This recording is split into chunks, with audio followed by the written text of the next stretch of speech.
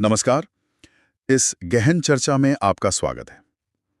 आज हम देख रहे हैं कुछ विचारों को जिनका शीर्षक है सफलता की कुंजी, प्रेरणा और दृढ़ संकल्प।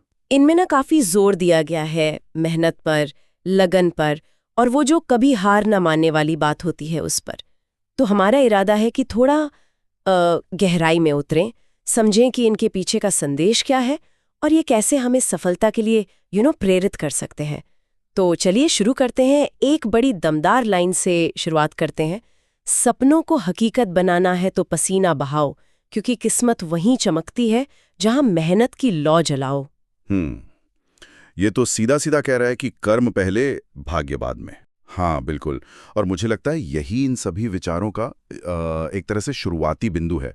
ये हमें याद दिलाता है कि सफलता जो है वो बाहरी चीज़ों पर या सिर्फ सहयोग पर उतनी निर्भर नहीं है जितना कि हमारे अपने एफर्ट्स पर, हमारे प्रयासों पर। यहाँ ऐसा नहीं कि किस्मत को बिल्कुल नकार दिया है, पर हाँ, उसे मेहनत के नीचे रखा है। संदेश तो साफ है, अपनी किस्मत आपको खुद बनानी है और उसका टूल, उसका औजार वो मेहनत है। ये एक तरह से व्यक्तिगत जिम्मेदारी, हाँ, और क्षमता पर बहुत विश्वास दिखाता है। बिल्कुल बिल्कुल, व्यक्तिगत जिम्मेदारी। और जहां जिम्मेदारी है वहां मुश्किलें भी आती हैं ना। तो इसी से जुड़ा एक और विचार है, मुसीबतें कितनी भी आए डटे रहो तुम, क्योंकि किताबों से निकली रोशनी अंधेरे को मिटा देती है। ये सिर्फ ये नहीं कह रहा कि टिके रहो, बल्कि कैसे टिके रहना है वो भी बता रहा है, ज्ञान से। हाँ, और ये जो है ना, किताबों से निकली रोशनी, ये मेटाफर, ये रूपक बहुत दिलचस्प है। हाँ। मुझे लगता है ये सिर्फ एकेडमिक ज्ञान की बात नहीं है। ये शायद समझ की बात है, विवेक की, मुश्किलों को एनालाइज करने की क्षमता की ओर इशारा कर रहा है। अच्छा। अंधेरा यहाँ सिर्फ मुश्किल हालात नहीं है, शायद कंफ्यूजन भी है, अज्ञानता है, या पता नहीं किस दिशा में जाएं, वो स्थिति। तो ज्ञान वो रोशनी है जो रास्ता साफ करती है, चीजों को सही पर्सपेक्टिव में देखने में मदद करती है। ये हमें सिर्फ सहने की ताकत नहीं देती, बल्कि समझने और सोल्यूशन ढूंढने की ताकत भी। ये मुश्किलों में टिके रहने को ना एक पैसिव चीज से एक्टिव चीज बना देता है, ज्ञान के साथ एक्टिव। वाह, यानी ज्ञान सिर्फ बचाता नहीं बल्कि रास्ता भी दिखाता है। ये बड़ा अहम पॉइंट है। अच्छा, तो अगर मुश्किलों में टिके रहना है, ज्ञान का सहारा लेना है, तो फिर इसका फ्यूल कहाँ से आएगा? यही शायद वो मेहनत वाला विचार आता है ना, जिस पर इन अंशों में बार बार जोर है। हमने शुरू में सुना, पसीना बहाओ। हाँ, और एक लाइन तो 2 बार कही गई है, जैसे कोई मंत्र हो। पढ़ाई में जितनी मेहनत करोगे, कामयाबी उतनी ही तेज दौड़ कर आएगी। हाँ, ये दोहराव का मकसद बिल्कुल साफ लगता है, जैसे वो इस बात के महत्व को और गहरा करना चाहते हो। एक सीधा कनेक्शन बना रहा है, ऑलमोस्ट मैथमेटिकल लगता है। अच्छा, कैसे? कि मेहनत की क्वांटिटी आपकी कामयाबी की स्पीड तय करेगी, है ना? थोड़ा सिंपल जरूर लगता है, पर इसका जो इमोशनल इम्पैक्ट है वो गहरा है। ये कहता है कि कंट्रोल आपके हाथ में। ज्यादा मेहनत करो, नतीजे जल्दी मिलेंगे। इसमें कोई बाहरी शक्ति या संयोग बीच में नहीं आ रहा, पूरा फोकस कर्ता पर है, करने वाले पर। हाँ, ये कंट्रोल वाली बात ये जरूरी है। और इसी में एक और विचार वक्त के पहलू को जोड़ता है। वो कहता है, कल की जीत आज की मेहनत पर टिकी है, इसलिए समय बर्बाद मत करो, किताबों में लगी रहो। ये फ्यूचर को सीधे आज के एक्शन से जोड़ रहा है और साथ में एक वार्निंग भी है, टाइम वेस्ट मत करो। बिल्कुल। ये कॉज एंड इफेक्ट तो बता ही रहा है, पर इसमें एक तात्कालिकता, एक अर्जेंसी का बाहु भी है। समय बर्बाद मत करो, ये सिर्फ सलाह नहीं लगती, एक जरूरी निर्देश जैसा है। ये आलस और टालम टोल के खिलाफ एक क्लियर स्टैंड है। और फिर वो सलाह, किताबों में लगी रहो, वो फिर से फोकस की बात करती है, प्रयास में जुटे रहने की। ये बताती है कि जीत कोई अचानक होने वाली घटना नहीं है, बल्कि आज जो बीज बो रहे हो उसी का फल है। और बात सिर्फ नतीजे तक नहीं है। एक लाइन है जो मेहनत को एक अलग ही लेवल पे ले जाती है, तुम्हारी मेहनत ही तुम्हारी पहचान है, इसे इतना बड़ा बना दो कि दुनिया सलाम करे। यह मेहनत सिर्फ कामयाबी का रास्ता नहीं है, बल्कि आपकी आइडेंटिटी बन रही है, आपकी पहचान। ये तो बहुत बड़ी बात कह दी। हाँ, ये वाकई एक गहरा विचार है। ये मेहनत को सिर्फ रिजल्ट पाने के लिए की जाने वाली एक्टिविटी से उठाकर कैरेक्टर बनाने की प्रक्रिया बना देता है। आपकी पहचान आपके पद या पैसे से नहीं, बल्कि आपके प्रयास से। हाँ, आपकी कर्मठता से बन रही है। और यहाँ गोल सिर्फ पर्सनल सैटिस्फैक्शन नहीं है, बल्कि सामाजिक मान्यता और सम्मान भी है, दुनिया सलाम करे। ये मेहनत को एक निजी संघर्ष से निकालकर एक पब्लिक एम्बिशन में बदल देता है। ये कह रहा है कि आपकी मेहनत इतनी जाहिर हो, इतनी प्रभावशाली हो कि वो दूसरों को भी इज्जत करने पर मजबूर कर दे। तो इसका मतलब ये समझूं कि इन विचारों के हिसाब से बिना हार्डवर्क के किसी की कोई मतलब की पहचान बन ही नहीं सकती। ये थोड़ा हार्ड नहीं लगता? देखिए, अगर इन अंशों के नजरिए से देखें तो हाँ, कुछ ऐसा ही लगता है। ये मेहनत को पहचान का बिल्कुल सेंट्रल एलिमेंट मान रहे हैं। ऐसा नहीं कि ये जीवन की दूसरी पहचानों को नकार रहे हैं, जैसे रिश्ते, आपके मूल्य, आपकी रुचियां। पर जब बात सफलता और सामाजिक सम्मान की आती है, तो हाँ, मेहनत को ही मुख्य आधार बताया जा रहा है। थोड़ा वन साइडेड लग सकता है, पर शायद इसका मकसद ही यही है कि इंसान को एक्शन के लिए प्रेरित किया जाए। उसे ये बताया जाए कि उसकी पहचान उसके अपने हाथ में है, जिससे वो मेहनत से गढ़ सकता है। समझ गया। अच्छा, और इस जोरदार मेहनत के आह्वान के साथ एक चेतावनी भी है जो शायद इसे थोड़ा बैलेंस करती है। पढ़ाई से भागने वाले ही पछताते हैं, मेहनत करने वाले ही सफलता का ताज पाते हैं। यहाँ चॉइस और उसके नतीजे का एक क्लियर डिवीजन है। बिल्कुल, ये सिक्के का दूसरा पहलू है। एक तरफ मेहनत के रिवॉर्ड हैं, कामयाबी, पहचान, सम्मान। दूसरी तरफ मेहनत से बचने का नतीजा, पछतावा। ताज यहाँ सफलता का सिंबल है, जो सिर्फ उसे मिलेगा जो कीमत चुकाने को तैयार है, मतलब मेहनत करने को। ये किस्मत या संयोग के विचार को लगभग पूरी तरह साइडलाइन कर देता है। सफलता एक कमाई हुई चीज है। संदेश साफ है, चुनाव आपका है तो नतीजा भी आपका ही होगा।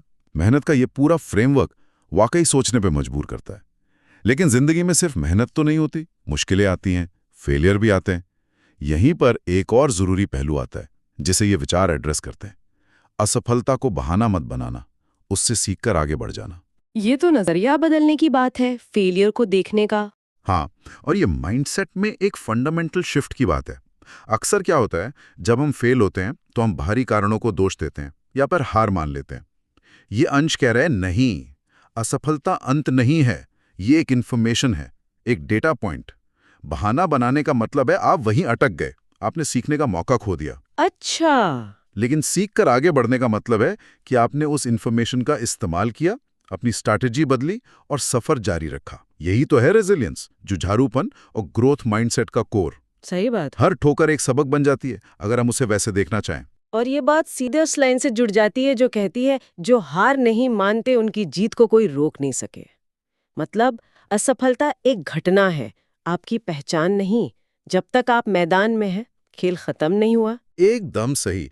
ये दृढ़ता और संकल्प के महत्व को हाईलाइट करता है। असफलता सिर्फ तब फाइनल होती है जब आप कोशिश करना बंद कर देते हैं। जो लोग लगे रहते हैं, अपनी गलतियों से सीखते हैं, जरूरत पड़ने पर रास्ता बदलते हैं, वो आखिर में कामयाब होते ही हैं। ये कभी हार न मानने वाली स्पिरिट का सेलिब्रेशन है। ये सिर्फ विल पावर की बात नहीं है, बल्कि लगातार सीखते रहने और अडैप्ट करते रहने की क्षमता की भी बात है। तो हमने देखा कि मुश्किलों में ज्ञान एक सहारा है, मेहनत पहचान और कामयाबी का जरिया है, और असफलता सीखने का एक मौका। इन सब में एक और धागा बार बार आया है, वो है शिक्षा और पढ़ाई का। हमने सुना कि किताबों से निकली रोशनी, फिर पढ़ाई में जितनी मेहनत करोगे और समय बर्बाद मत करो, किताबों में लगी रहो।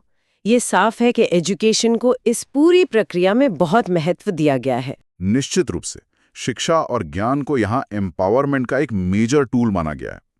जैसा हमने पहले डिस्कस किया, किताबों से निकली रोशनी सिर्फ इंफॉर्मेशन नहीं है, बल्कि वो क्लैरिटी है, वो डायरेक्शन है, बाधाओं को समझने और पार करने की क्षमता देती है। ये अज्ञान के अंधेरे को मिटाती है, चाहे वो बाहरी मुश्किलों का अंधेरा हो या मन के अंदर का कंफ्यूजन।